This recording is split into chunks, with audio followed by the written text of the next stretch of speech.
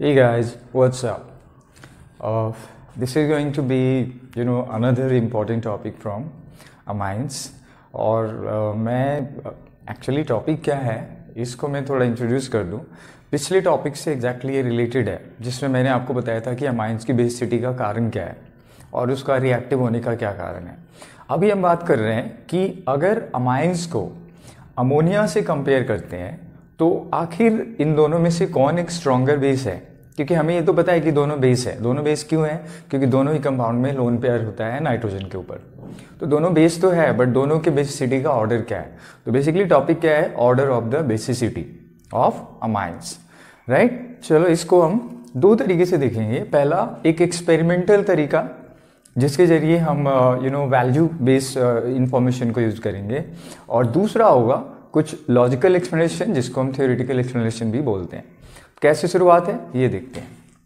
तो अगर मैं पहले ये लिखता हूं कि सपोज हमारे पास अमाइन है RNH2, और इस अमाइन को अगर हम वाटर में डिसॉल्व करते हैं तो इस डिसॉल्यूशन से ये आपको क्लियर है कि बीइंग अ बेस ये क्या होगा, इसमें से प्रोटॉन को गेन करेगा।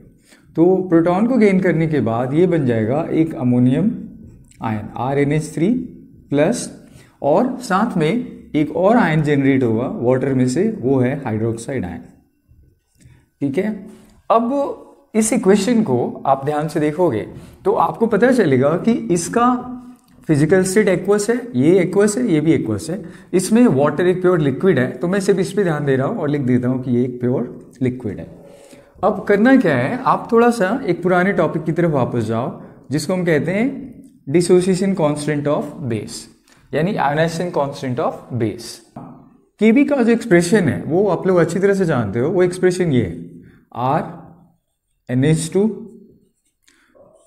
का molar concentration multiplied by the concentration of the hydroxide ion, right, divided by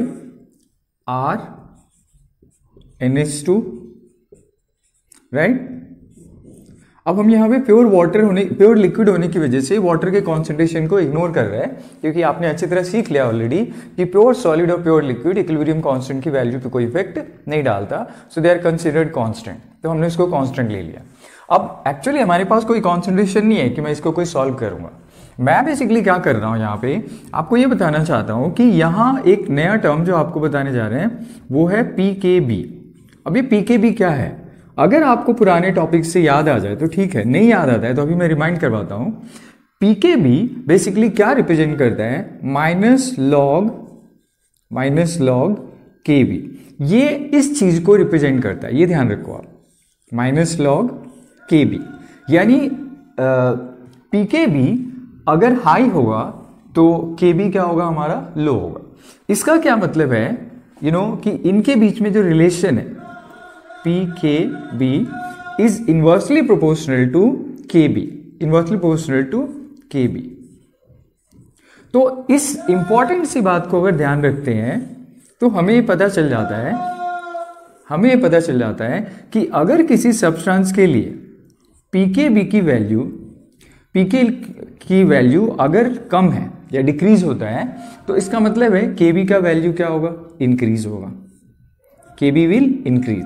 अगर KB इंक्रीज होगा तो इसका मतलब क्या है कि उस सब्सटेंस की बेसिसिटी भी इंक्रीज होगी। तो इसका बेसिसिटी भी क्या होगा? इंक्रीज होगा। जैसे आप बेसिसिटी इंक्रीज करते हो तो आपके दिमाग में बात आती है कि हाइड्रोक्साइड आयन भी क्या होगा? वो भी इंक्रीज करेगा, राइट। अगर मैं एक और चीज को इसमें रिलेट कर दूं तो वो है इलेक्ट्रॉन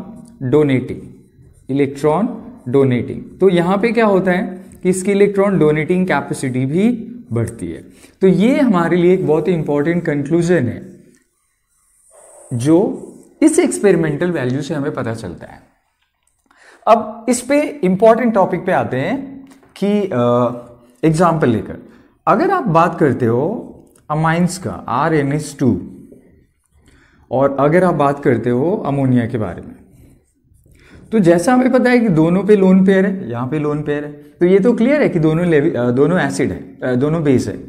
अगर ये दोनों बेस है तो इनमें बेसिसिटी का ऑर्डर क्या है और क्यों, ये हमारा सबसे बड़ा इंपॉर्टेंट टॉपिक है। अभी अगर हम यहाँ कॉन्सेंट्रेट करें तो एल्काइल अमाइन का जो pKb होता है वो जनरली क्या होता है, अराउंड 3.7 से लेकर 4.2 तक।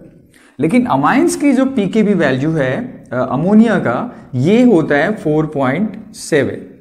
तो इससे ये क्लियर होता है कि जहां पे अमाइंस का pKb वैल्यू क्या है, लो है। लो होने का मतलब क्या है कि ये एक स्ट्रॉन्ग बेस है एज कंपेयर टू अमोनिया। मैं स्ट्रॉन्ग का मतलब ये नहीं कह रहा कि ये एक बहुत स्ट्रॉन्ग बेस है, आई एम जस्ट सेइंग कि as compare to ammonia alkyl amines क्या होता है, एक स्ट्रॉन्गर बेस है, तो इसकी बेसिसिटी ज्यादा है। तो therefore alkyl amines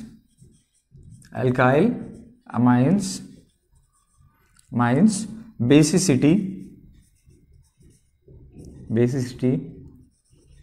is more than ammonia।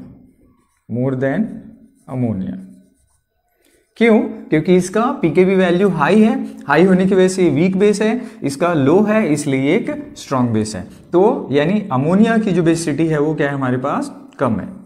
So ammonia basicity is smaller. यहां पर इस इंपॉर्टेंट टॉपिक के जरिए हमने ये क्लियर किया कि alkyl amines are stronger base as compare to ammonia.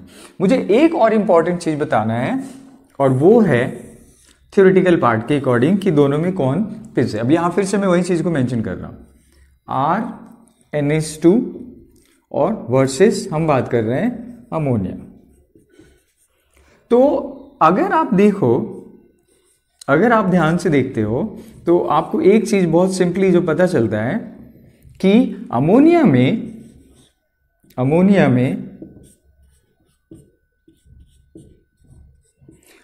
की बेसिसिटी का कारण है लोन पेयर, इसकी बेसिसिटी का कारण है लोन पेयर। लेकिन यहां पे अल्काइल ग्रुप होने की वजह से इलेक्ट्रॉन डोनेटिंग नेचर जो नाइट्रोजन का है वो बढ़ जाएगा। यहां पे सबसे इंपॉर्टेंट बात क्या है कि अल्काइल ग्रुप नाइट्रोजन के इलेक्ट्रॉन डोनेटिंग नेचर को बढ़ा देगा क्योंकि ये खुद एक इलेक्ट्रॉन डोनर है। लेकिन यहां पे कोई एडिशनल डोनर नहीं है, इसलिए इसके डोनेट करने की एबिलिटी तो है पर वो डोनेटिंग एबिलिटी क्या होगी, वीक होगी।